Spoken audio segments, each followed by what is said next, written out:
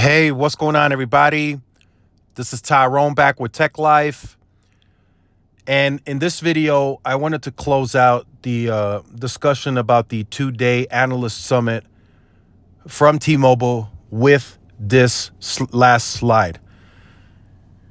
And the reason I wanted to do it like this is because any and everything that was discussed at this analyst summit, presented or displayed, it all leads back to one thing and one thing only. It leads back to how good the network is going to perform in the future, as to how good those new platforms and services are going to do. It all leads back to the network. So here you have a slideshow of the network leadership. You got John Saw in the front there presenting.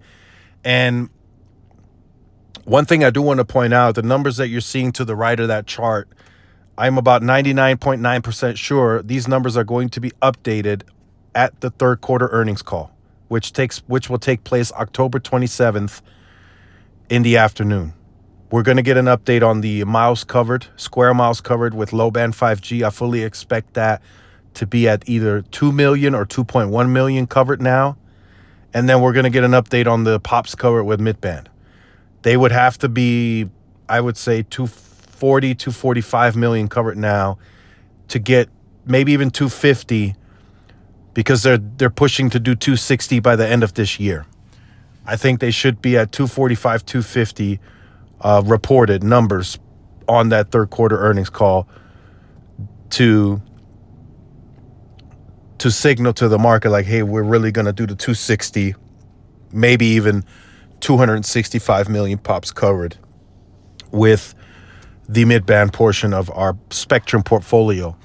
So very interesting stuff that was presented. Again, I wasn't able to watch the presentation. I was just able to gather up pictures and stuff and kind of read the slideshows. And like I say, all of that sounds good. It sounds really good, but it all leads back to the network. Now, for the first and the second phase of the network integration, I think T-Mobile has done a outstanding job with what they had to work with. Again, all of this takes time, right? I had just for an example, I had a Sprint site that was converted to T-Mobile last year. And it took that site, it took the team 6 months to get that site to work properly because of the shortcomings of the Sprint site, right? The site wasn't properly fed with fiber, or at least the fiber that T-Mobile wanted.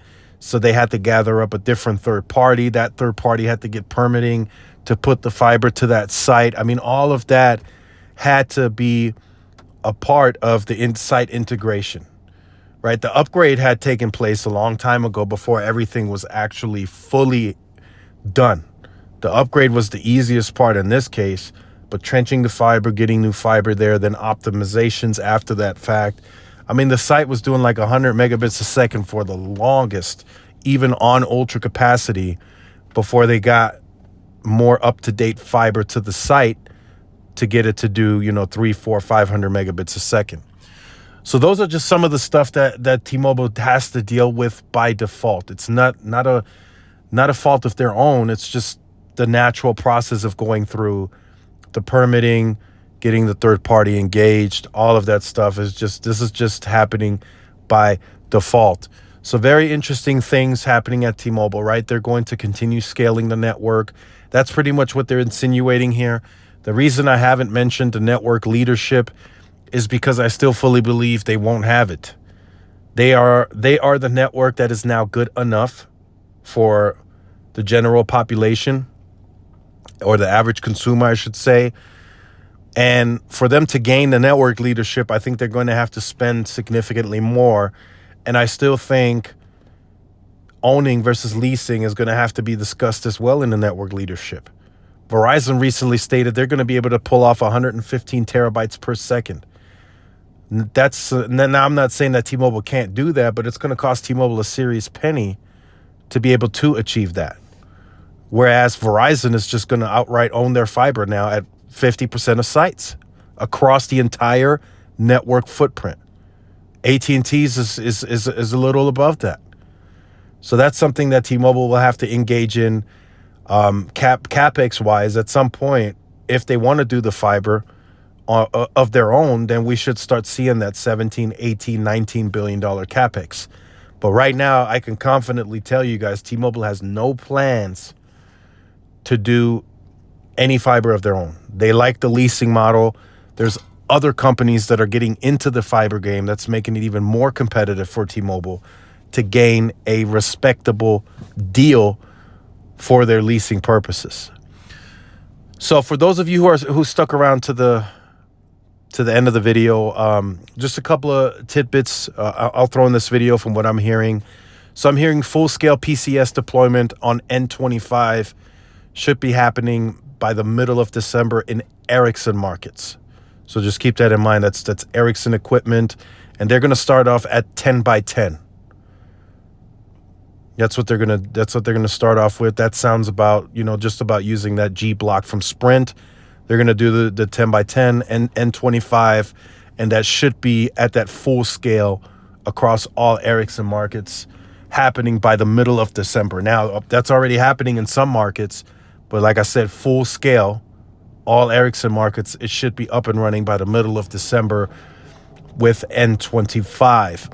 Also, what I'm hearing, next year, we're going to start seeing that standalone N41 at full scale as well. So it's going to be certain variations of aggregation that'll be included in that, but the phones are going to have to catch up. So right now, once again, the networks are ahead of the devices. Towards the end of LTE, we started getting where the devices had caught up to the networks, and in fact, some devices were actually could do more versus the network. But now, the network, it's once again ahead of the devices. So right now, the T-Mobile contact is telling me that they can do certain aggregation combos on the network side already that the phones can't even do.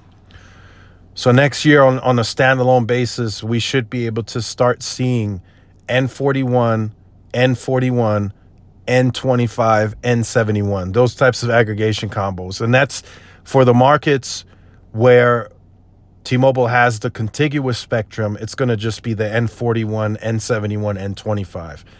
For the markets where there's a lot of fragmentation, those are the markets where I see Verizon just winning outright. Like my market, we're heading to the end of 2022. I'm still stuck at 40 megahertz. There isn't even a second component added in. I'm still at 40.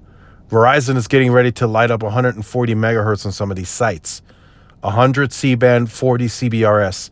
That CBRS is going to be moved to N48 very soon, so stay tuned for that. So that's Verizon. And just that 100 megahertz of C-band alone, they're going to win on raw performance. So I think in markets where T-Mobile is more fragmented than they would like to admit, Verizon is going to they're going to take the cake there. They're going to do it. And then in other markets, it's going to be a back and forth. I truly believe it's going to be a back and forth. In some markets, Verizon may have higher share, so they have more density. Then there's the whole small cell play that Verizon has been building up towards. So it's going to be very interesting. T-Mobile's going to have to spend a respectable capex next year to maintain and keep up. If they drop down to that 9 to 10 billion that they guided for the 2023 fiscal year, I don't know. That's going to be very interesting. If they stay at the 13, 14 billion dollar mark, then I could be like, okay, this is going to get interesting, right? Because T-Mobile spends none of that on fiber. Just keep that in mind. When Verizon throws out that 22, 23 billion dollar number, there's probably about 6, 7 billion or more going to fiber. So just keep that in mind as you're kind of looking at those numbers. And other than the startup cost for T-Mobile in terms of capex, they have to pay the third party to build the fiber to the site that they're building, but they're not spending what it takes to trench and put fiber at all of their sites. They're just paying the startup costs to the third party for providing the fiber. And in many cases, that third party has fiber in that area nearby because that's already been analyzed and discussed with T-Mobile and that third party before they even put that site. So it's not It's not super expensive, whereas Verizon, for example, they're laying like, 3 miles of fiber, each and every week, or just for an example, that costs way more. So just keep that in mind as you're breaking down the two. But again, coming down to that network leadership, I just think Verizon spends far more and probably are willing to spend even more if need be to make that happen. So make sure you guys stay tuned to the channel, like, share, subscribe, follow my social media outlets for more. This is Tyrone with Tech Life. I'll see y'all in the next one. Peace.